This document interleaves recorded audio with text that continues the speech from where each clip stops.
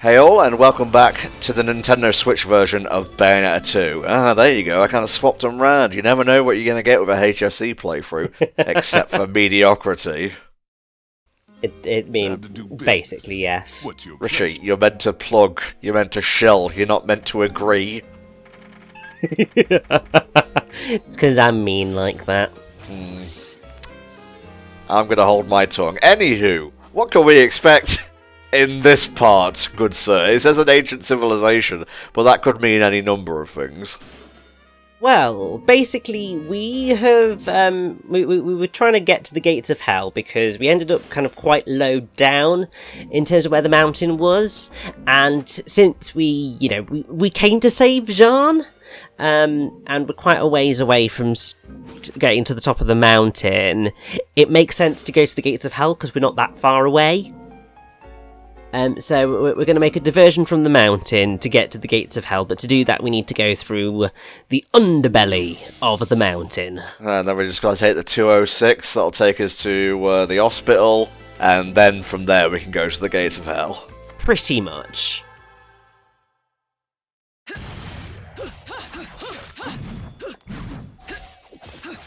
So this chapter, it's effectively split into two parts. So you have Chapter 8 and Chapter 9, and they form two parts of the same whole. I don't know why they are entire chapters. I don't know why they couldn't just put them into one. The original Bayonetta would have done that, but hey, it is what it is. Maybe they were just trying to keep it paced effectively, because we already had one rather large chapter towards the start of the game, and then maybe they didn't want to like fluff out the middle. Yeah, I get that. I think my thought process, and it falls back to what I was talking about last time, of the chapters don't necessarily end very well in terms of feeling satisfying. And this is like a prime example of that, because we get halfway through, chapter ends, we start up doing exactly the same thing, and then get to and it's just like, I need a bit more. I need to feel like I've done something here. I need to feel like I've achieved something by the time I get to the end of this. Jesus, mate, it's a video game, not a fucking marathon. Well, I know. In these types of games, I do just like to feel powerful. And yeah, there's Chernobog. Miss me, baby? And I just wanted, to have the giant bloody scythe out. Why the hell not? Because actually, it's going to prove quite helpful, because it has basically the same punch-kick-punch effect that you really got with Sharaba in the last game, which is going to be really helpful for a couple of the Muspelheims that we're going to be dealing with on our way forward.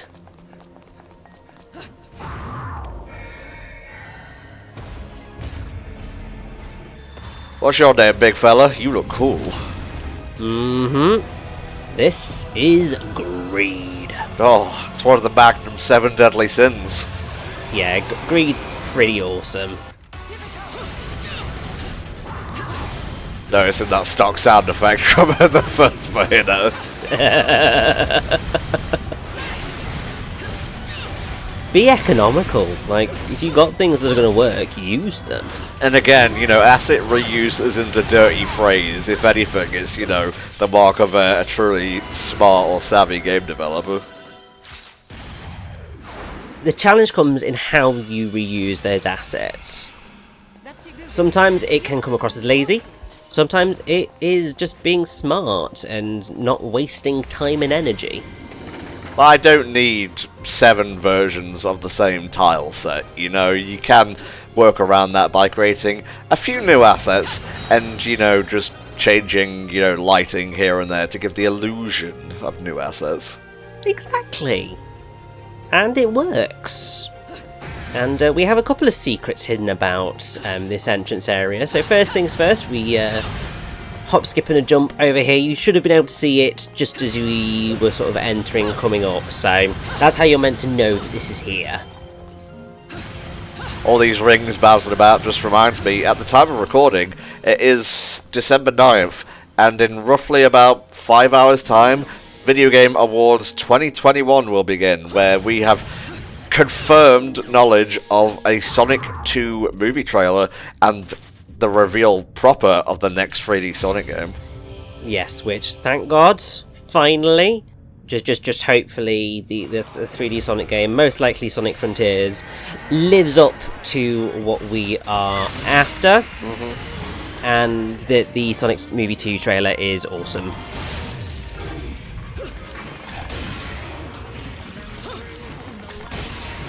Yeah, there were leaks regarding Frontiers way back when it was still called Rangers. I guess that might have been just the prototype name or something.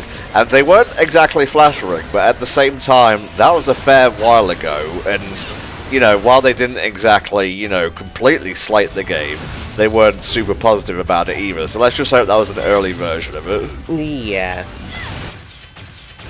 Granted, you know, if you were to be cynical about Sonic Team, I'm not really one to call you out on it, because to be fair, some cynicism is earned. Some I don't agree with. Sonic Team have had more than enough chances. So if you want to be cynical, go ahead. Have a party. Fucking eat pigs in blankets all night while you shit on them. Sorry, I'm in a Christmas mood, what can I say? That's totally fair. For those of you who may not know what a pig in a blanket is, Richie, do you want to explain? It's basically a sausage wrapped in bacon because, you know, as Brits we love to do things like that. Yeah. That's why so many of us die of heart disease. I'm well on my way there right now. Merry Christmas! I could feel the awkwardness coming from Richie and I didn't know where to go from there. Oh no, it's fine. It's just Milo has been with me for a part and a bit, and was just starting to be a little bit of a tinker, so we're just going like, oh, this is awkward. So the family lamb have come and just sort of picked him up to keep him occupied, so he's not a naughty boy. At least he didn't have a squeaker this time round. Yes, quite. Don't mess with my operation or I'll take your fucking knees! What are you expecting from the VGA'S, mate? Are you even interested in the thing? Not particularly, just because I know that the games that deserve celebration are not necessarily being celebrated in the way that they should. Near the World Ends With You. Yes, like, it's not nominated for music, it's not in, like, Best RPG, it's not even, well, not even in Game of the Year is a big statement to make. It's my Game of the Year. I'm not sure if it would be everyone's, because it is still fairly niche. But not music. Like, they even had the Player's Choice thing, and it didn't make it through the first round. It really does just go to show how Western the Game Awards is. And also with all the complexities around the issues with Activision, considering the mass of complaints that have come out of them and other elements of the video game industry that's just really awful. And please, developers, unionize, you deserve it. You deserve better. Fair play to Jeff Keighley, though. He did come out with a proper statement and whatnot. It took a day or two to get to it, mostly because he was probably consulting, you know, PR agents and whatnot, which, you know, is the proper way to, you know, do things. You know, he said, we'll try and say something on stage, and Activision aren't part of the VGA's 2021, so... It's things like that which, as an industry thing, it kind of just makes me go, yeah. And then also, yeah, because obviously games like Near the World End With You have been shafted!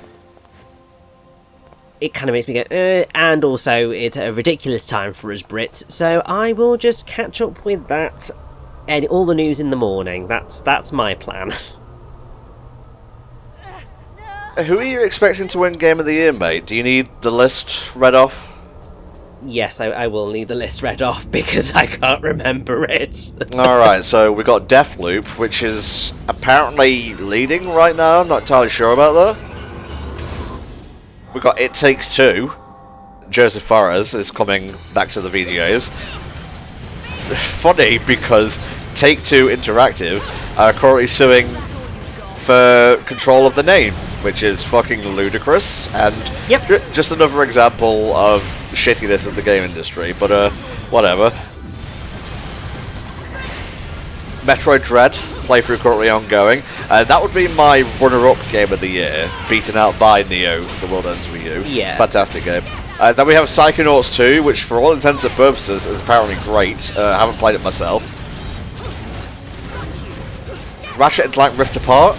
I wouldn't say that's my game of the year. It would probably be about 4 or 5. My top 3 are Neo, The World Ends With You, Metroid Dread, and new Pokemon Snap. And then probably Ratchet & Clank Rift Apart. Resident Evil Village. And that's basically it. Yeah, so I am honestly not sure out of that list. It's a bit of a strange list, if you ask me. Why so? In the sense that most years, there's sort of a game where you just go, well, of course. Like when it was The Last of Us Part 2, you just looked at the list and you're just like, well, obviously. Yeah. This year, I don't think you can actually do that.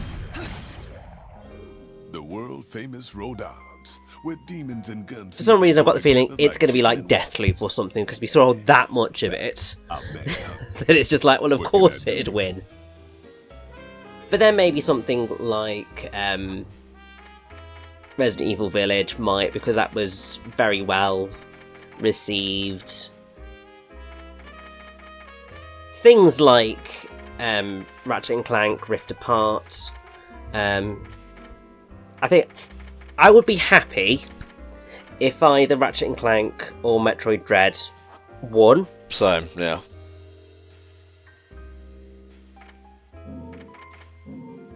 If I'm being realistic, I would probably say it would be Resident Evil Village. Okay.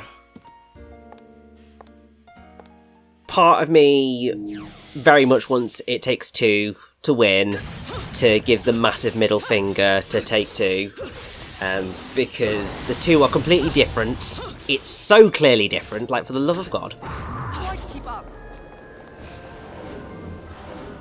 If Psychonauts 2 won, then that would be fine. Honestly, all of them did well. It's just a shame that Neo The World Ends With You was not on that list, because that game is fantastic. Yeah, I'm just salty myself, so take that as you will.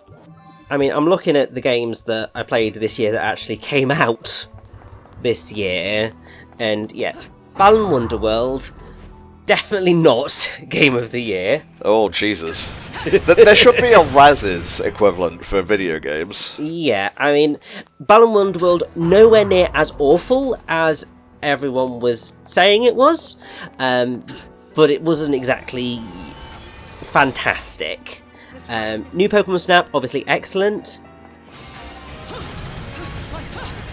Final Fantasy VII Remake Intermission, not a full game, so it doesn't qualify. Yeah, that's fair. Ratchet & Clank Rift Apart, excellent.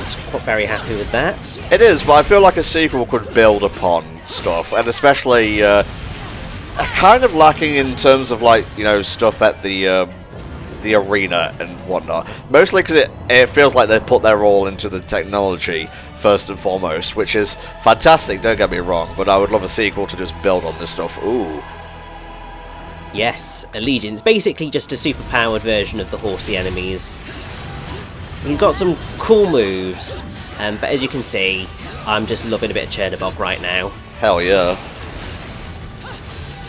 So other games that I played, so Near Replicant version 1.22474487139 ... to give it its full title. Obviously a remake, so not really going to stand a chance at Game Awards, but very good. I just don't think it was necessarily received as well as it could have been. Better than I think the original Near Replicant / Gestalt was, because it had its flaws and wasn't Automata. People were a bit weird. Great Ace Attorney Chronicles, loved it, amazing. I'm on the last case of the first game still. You need to get through it because the rest of it is fantastic. It's easily my favourite Ace Attorney game now. I mean, I've only got, 4 to choose from of what I've played, but it is excellent. But obviously, remake of a 3DS game, so yeah. No More Heroes 3, very good, but suitable No More Heroes jank, so that's to be expected. Technically lacking. Yes, but still suitably no more heroes, and we love it for that. I loved it. I think it might be my favourite of the trilogy. I think I agree, actually. Then Neo: The World Ends With You, so then I also played Kena: Bridge of Spirits, and I finally played Scott Pilgrim vs. the World, the game, via the Complete Edition, and I actually got a physical copy! Nice, nice. I just need to play through a few more rounds of that, and to, you know, play it with every character to properly have the experience. But yeah, Neo: The World Ends With You is my game of the year. We're the same on that, but we'll see what happens at the VGA'S.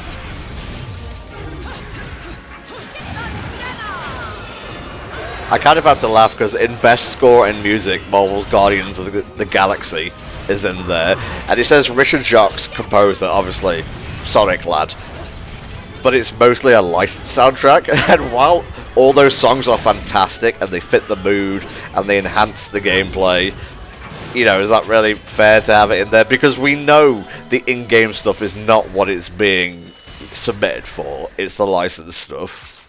Yeah, I mean, hopefully for Best Music, it's Near Replicant, because that score is beautiful.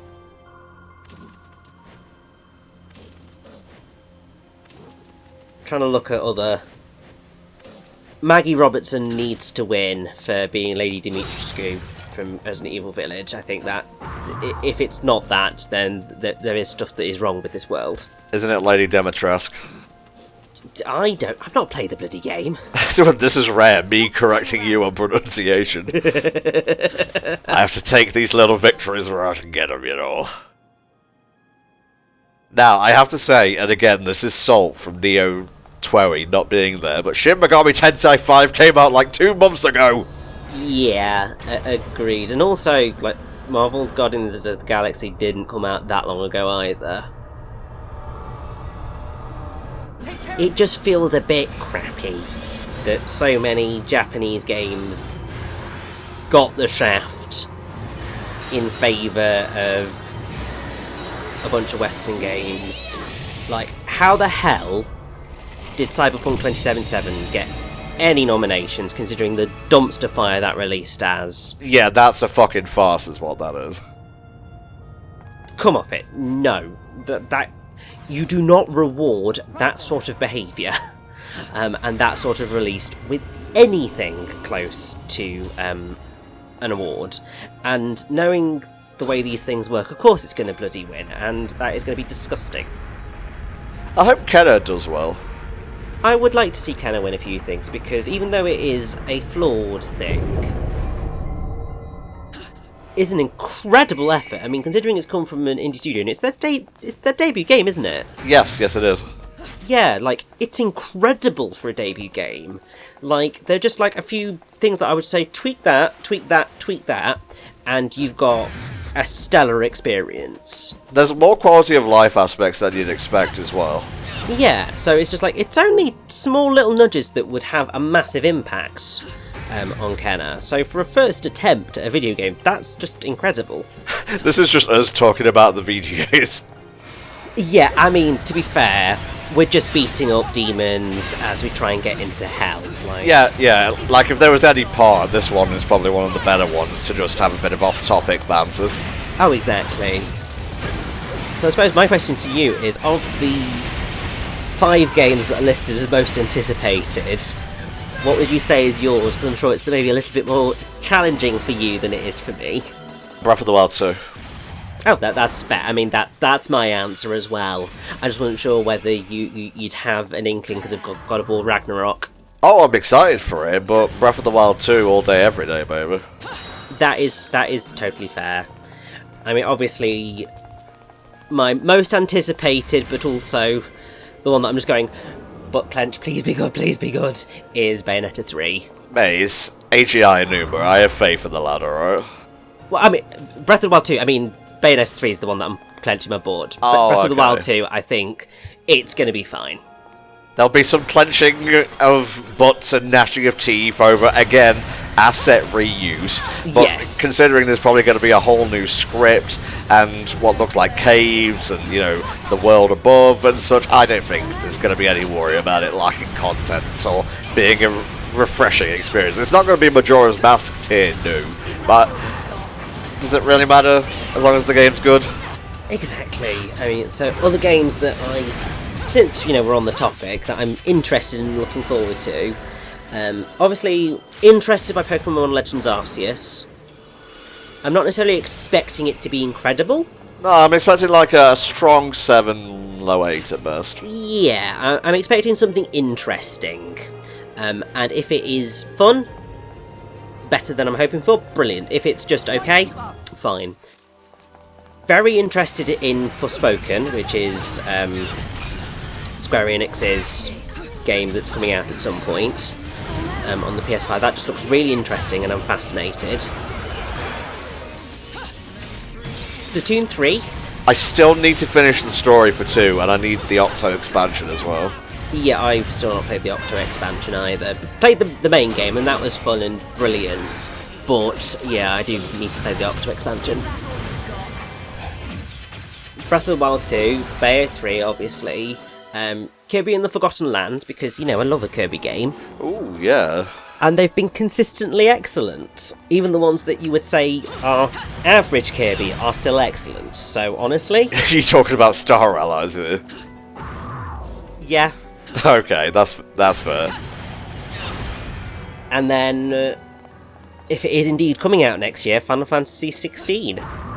Yeah, oh my god, can you imagine if, like, the next Kingdom Hearts, the next part of FF7 Remake, and that all launch in 1 year? I'm going to be honest, I can't see that happening. But within 2 years, I think that is definitely a possibility. Because if you're just sort of going in terms of the overall release schedule, they're going to want to give as good a run-up as possible to both FF16 and FF7 Part 2. Yeah. And Kingdom Hearts. So, I mean, there's a chance that you might get them because 3 tentpole releases, but considering you've also got Forspoken in there that they're going to want to put a push behind, I think you're looking at a span of 2 years for those 4 titles. What the fuck is Forspoken? So it's a fantasy action RPG type game. Look it up because it's really cool looking. They've got quite a lot of talent in there as well. I'm not going to, but I'm just being polite, you know? And then the other game, which we've not seen anything of in a long time, but it is, and well, I don't know what's happened to it, but Project GG, which was meant to be Hideki Kamiya's next directorial title. Obviously he's currently working on Sol Cresta at the minute, so that might have died, or he might have been working on Sol Cresta at the same time. But I'm intrigued because obviously I love me some Hideki Kamiya games. Very cool. Also, this Muspelheim is mean, even though like it's not the type of defeat all the enemies without touching the ground as the original Bayonetta, which obviously involved grappling onto enemies, using them as jumping stools and so on. Because the way that these enemies attack, it's very easy for them to just shatter the platform that you're on. And yeah, that took me more tries than I would care to admit. Just get good, Rich. You said it yourself. I mean, exactly. I try. I always try to get good. It's just sometimes I don't succeed. Ah, alas. Anything else from the VGA'S before we start wrapping up this part? No, I can't really see anything else in there that piques my interest, but you never know, there might be some lovely surprise trailers. I mean, I'd be very happy if, you know, there was another Bayonetta 3 trailer. Please give me it. That would be pretty cool. Parked, you know, so then we have more to talk about next time. Well, what I've heard is Breath of the Wild 2 won't be appearing, but maybe Xenoblade 3 will. Yeah, which will be awesome, and also means that part of me is going to sit there and just go, okay, Chugga, how long is it going to take you to do that one, and how long is that one going to be? Because he's basically just come to the end of his Xenoblade Chronicles 2 playthrough, and it's been epic, because I think in total it's going to be like 220 odd parts. Right. played it for like over like 200 hours. And it's been so in-depth and amazing. Like, that has been a magnum opus and a half for him. So, part of me looks at it and just goes, I really hope that they do release it and it is good, because I know that he'll love it, and hopefully it means that, you know, we'll get him doing that as well, but I think he might need a break before then, because, oh boy. Well, Jeff has promised or teased at the very least 5 reveals on the level of Elden Ring. Now, I would assume one of those is Sonic Frontiers, as silly as that sounds. I've heard rumours of Kojima and Guillermo del Toro finally working on Silent Hills together. That would be a pretty big get. That would indeed be a pretty big get.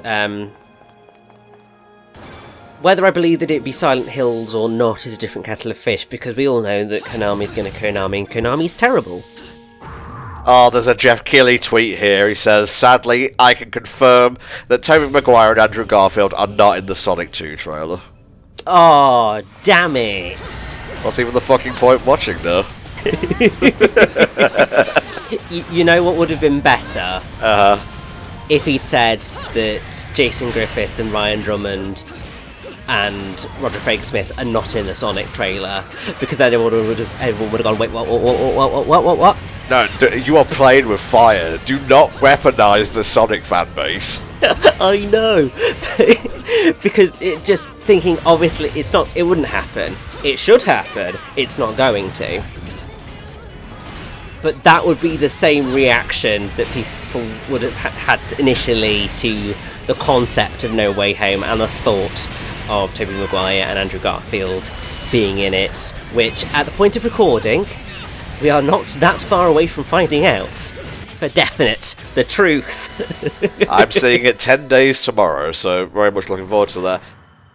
Just before we get off the subject of Sonic, you know, everyone's, you know, hyped about the second movie and, you know, the next 3D game and maybe even a bit of Origins. There is one thing that people are forgetting, and it ties into what you've just said. Do you know what it is?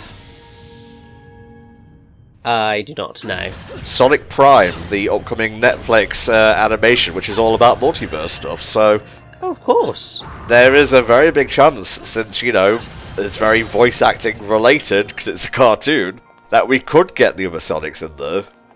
I mean, for the love of God, just do it. Like, make the Sonic fanbase happy, because even though the Sonic fanbase has had many thoughts over the years about the different voice actors, in general, there is a lot of love for every voice actor that has been part of the Sonic franchise. Even the ones that people didn't like at the time. Everyone comes to love them at some point, so you might as well.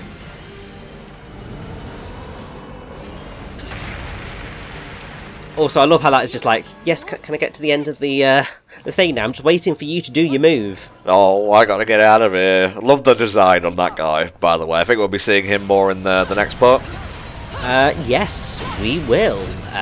We're going to get a proper full-on Golem fight. We got a bit of one earlier, but we're going to get a proper full-on one in the next part. But first, we've got to take down this guy.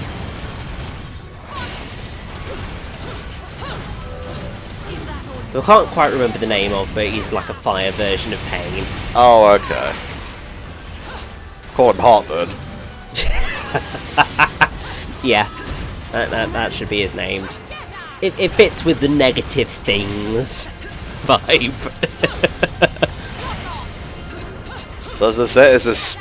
Well, I guess it has to be just the soul boss for the thing. Basically, yeah. I mean, we did have a little mini boss fight against Golem earlier, but yeah, and this is basically it for this chapter. So we're just going to go through this, bash the gates of hell once more, and then we're going to do the next chapter. So it's very much just like, once again, returning to that point of just going, oh, is that it? But still, you want to make sure that you get that red thing, because that has a witch heart piece in it. Oh, son of a bitch. It's like, that's a bit mean, but there we go. Chapter over. Very cool. Wow, yeah, that is kind of abrupt. Oh, that was a long one, mate. It was a long one, but went well overall. I will take it.